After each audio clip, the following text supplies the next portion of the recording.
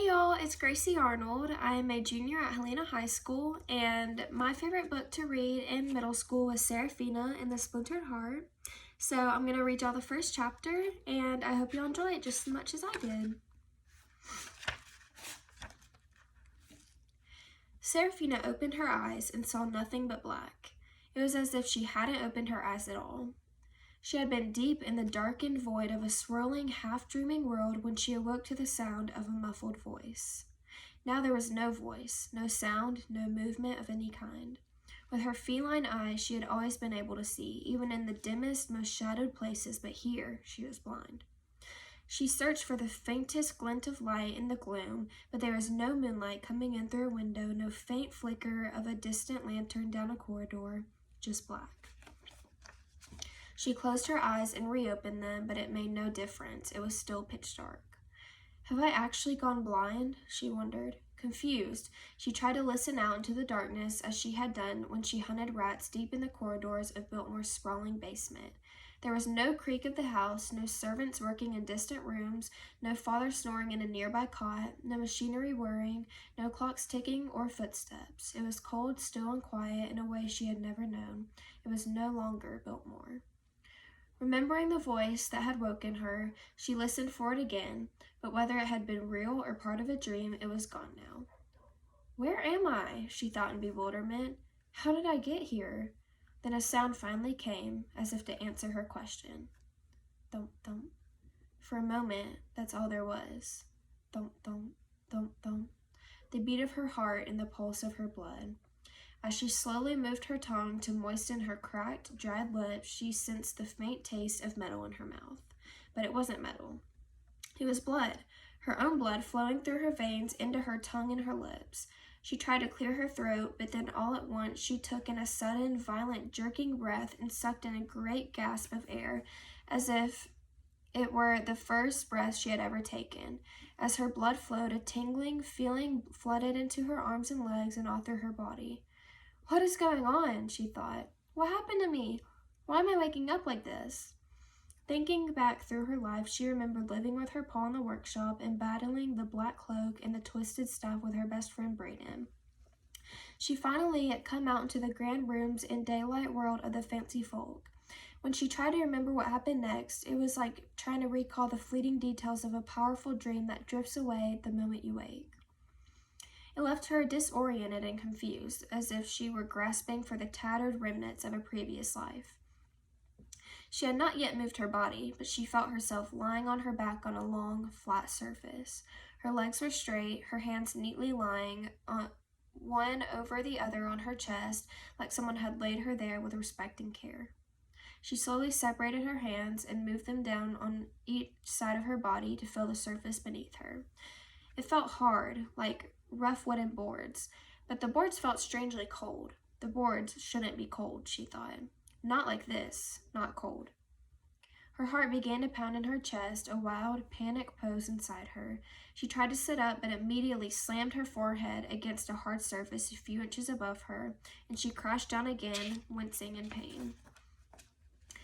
She pressed her hands against the boards above her. Her probing fingers were her only eyes.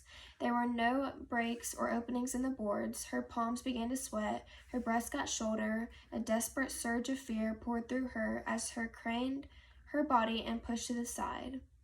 But there were boards there too, just inches away. She kicked her feet. She pondered her fists, but the boards surrounded her, closing her all in one sides. Seraphina growled in frustration, fear, and anger.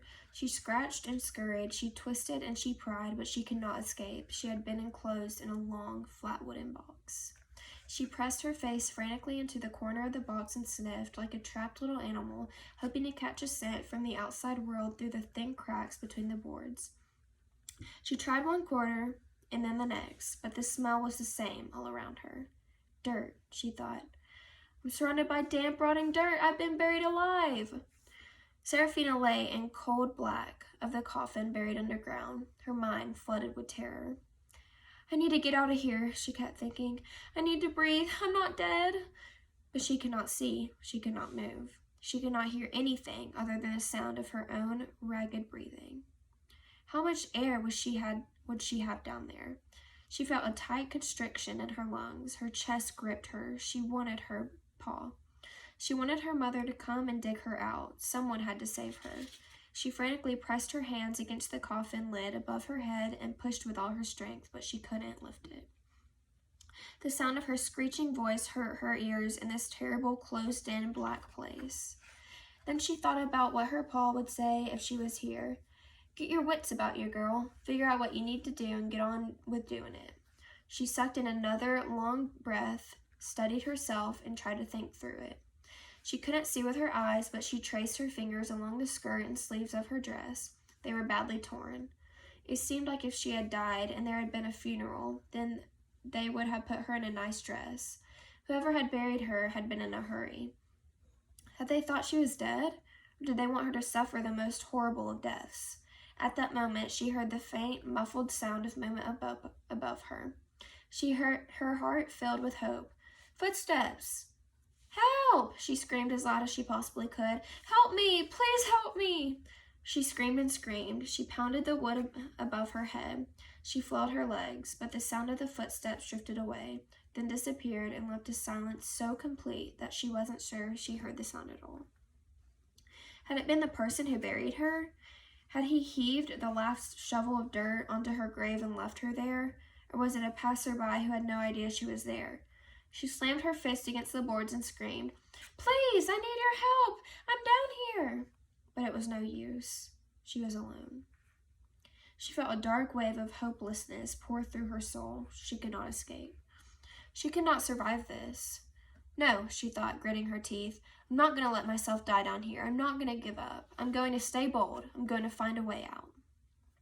She slid herself down toward the end of the coffin and kicked. The coffin's rough boards felt thin and crudely made, not like a proper solid casket, but like a ramshackle box nailed together from discarded apple crates. But the earth behind the rickety wood placed the boards so firmly that it was impossible for her to break them. Then she had an idea. 6 feet under. That was what her pa had told her years ago when she asked him what they did with dead people. Round here they bury folks 6 feet under, he said. She squirmed inside the dark, crammed space, but bending her body like a little kitten in a lady's shoebox, and positioned herself so that she could put her hands on the top center of the coffin's lid. She figured that 6 feet of dirt must weigh an awful lot. Her pa had told her that the center of a board was its weakest point. Remembering something else he taught her, she knocked on the board above her and listened. Tap, tap, tap. Then she moved down a few inches and knocked again. Tap, tap, tap. She kept knocking until she found a place with a slightly deeper, more hollow sound where the dirt was packed a little less firmly behind it. That's the spot. But now what? Even if she managed to crack the board, the dirt above would come crashing down on her. Her mouth and nose would fill with dirt and she'd suffocate. That's not going to work.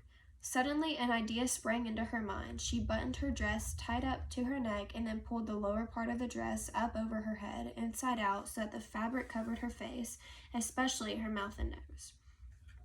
It was cramped in the coffin and difficult to move, but she managed to get the dress bundled around her head and then wriggled her arms out of the sleeves so that her hands were free. If she was lucky, the fabric over her face would give her the seconds she needed. Knowing that her hands alone weren't strong enough to break the board, she rolled onto her stomach and positioned her shoulder at the top center of the coffin. Bracing herself, she pushed upward with her arms and legs and the strength of her whole body. There wasn't enough space inside the coffin to get herself all the way up onto her hands and knees. She bent herself into a coil and pushed the best she could, slamming her shoulders against the coffin's lid over and over again. She knew that one strong blow wasn't going to do it, and slow pressure wasn't either. She needed to get a good, hard, forceful rhythm going. Bang, bang, bang. She could feel the long boards of the coffin lid flexing. That's it. That's what we need, she said. Bang, bang, bang. She slammed. Come on, she growled. Then she heard the center board cracking beneath the weight of the earth above. Come on. She kept going. Bang, bang, bang. The board began to split. Then she felt something cold hit her bare shoulder. She should have been filled with joy that her plan was actually working, but her mind filled with fear. The lid had cracked. The coffin was caving in, cold, clammy, heavy dirt dumped all over her, pushing her down to the coffin floor. If she hadn't tied her dress over her head, her mouth and nose would have been filled with dirt at that very moment, and she would have been dead. Working blind with nothing but her grasping hands to her guide, she grabbed great handfuls of the incoming dirt and chucked them into the corners of the coffin, packing the dirt away as fast as it poured down the hole. It just kept coming. The terrible weight of the dirt surrounded her legs and shoulders and head. It was getting more and more difficult to move. She sucked in breaths through the fabric of her dress as fast and as hard as she could. Her chest heaved in panic. She couldn't get enough air. Finally, when there was no more space in the coffin to push the dirt, she tried to make her escape. She jammed her head straight up through the hole, pushed herself with her legs, and started digging towards the surface. But the dirt came down so fast and pushed in so hard she never had a chance. Even as she dug, the dirt began to suffocate her. Its crushing weight pushed against her chest, driving one last scream from her lungs.